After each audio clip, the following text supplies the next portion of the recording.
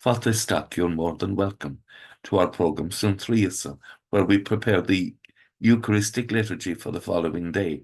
In this case, we're preparing for Friday, the 13th of February.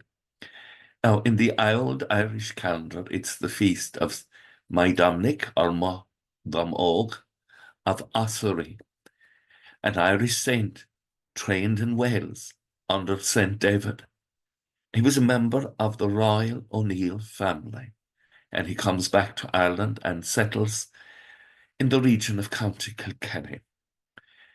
His feast day is February the 13th, and there's a link under the video to an article on Wikipedia about him. He's reputed to have brought bees to that part of Ireland.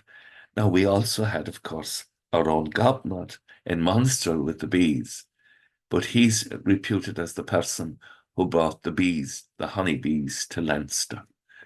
So 1 week, 2 feasts, gobnut and Modomnóc, saints involved with bees and honey. And there are wonderful stories about them.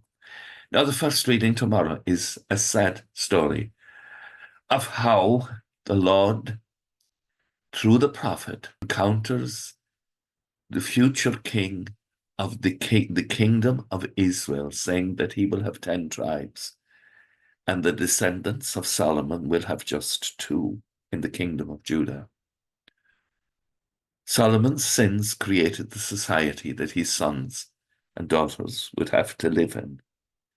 And our sins now, it's why it's so important for us to be faithful to God and to give witness to the world that we are faithful, because we are forming the future kingdom not alone of the children of this generation, but of their children. Our faith, the witness of our faith, the strength of the witness of our faith is forming their lives in the love of God. And so the psalm tomorrow says, I am the Lord your God. Listen to my word. Pay attention.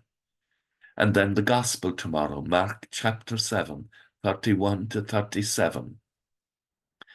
And the Lord heals a man who's deaf and dumb. And looking up to heaven, Jesus prays with him and he says, Ephata, that is, be opened.